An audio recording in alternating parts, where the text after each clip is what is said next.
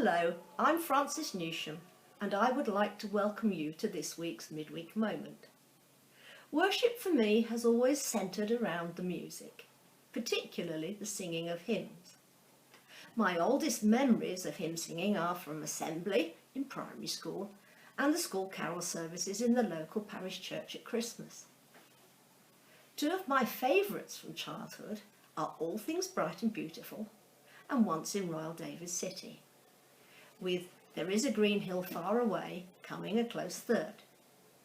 These were all written by the same person, a woman called Cecil Frances Alexander, known as Fanny to her friends. She was born in Dublin in 1818 and grew to be a woman of strong Christian faith, who was very fond of children and became closely involved with Sunday school teaching as part of the way she lived out her faith. She'd always been good with words and enjoyed writing poetry, and hymns followed naturally from the poems. Each of the three hymns I've mentioned were written in order to illustrate, in words accessible to the children she taught, the meaning of one of the articles of the Apostles' Creed. All Things Bright and Beautiful gives vivid expression to the affirmation that God is maker of heaven and earth. The truth of the incarnation of Christ, who was conceived by the Holy Ghost, born of the Virgin Mary, is encapsulated in Once in Royal David City. While the significance of the fact that Christ suffered under Pontius Pilate, was crucified, dead and buried, is the theme of There Is a Green Hill Far Away. I wonder what hymns and worship songs you remember from your childhood. Can you sing any of them now? I have friends in their late 70s and 80s who can still sing the choruses they learnt at school or Sunday school as little children. In total, Cecil Frances Alexander wrote about 400 hymns, mostly for children, which were very popular and were published in collections called Hymns for Little Children in the late 1840s. Her later hymns did not have the same success, and most of them have not remained in use today. One of those that did is Jesus Calls Us O'er the Tumult, which was written to accompany a sermon her husband was preaching on St. Andrew's Day, and it expresses a challenge to respond, as Andrew did, to Christ and to follow him above all.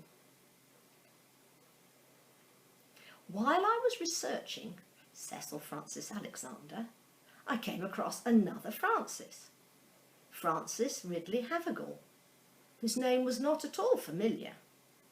But it turns out that she was the writer of a hymn that I have become fond of as an adult. Take My Life and Let It Be was written to express her very strong sense of dedicating herself to God.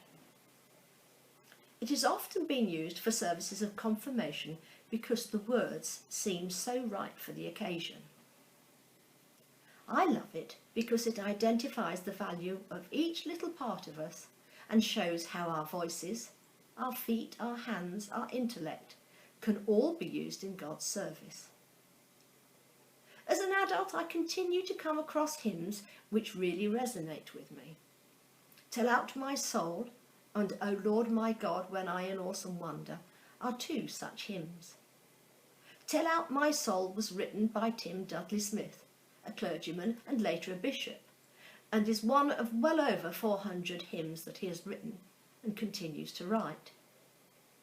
O Lord My God was written by Carl Boberg, a Swedish preacher, as a poem when he was 26 in 1885. Both these hymns fill me with joy and lift up my heart to God as I sing. I wonder what hymns and worship songs really resonate with you now in adulthood. As you may have guessed from my hymn choices, I find formal hymns are the ones that make contact deep inside me. However, there are other styles of worship songs which I also enjoy. Some of the music from Taizé worship I find very reflective, and the repetition helps to settle my mind. But I know that some people find the repetition mind-numbingly boring, or that it makes them feel anxious, wondering when to stop singing.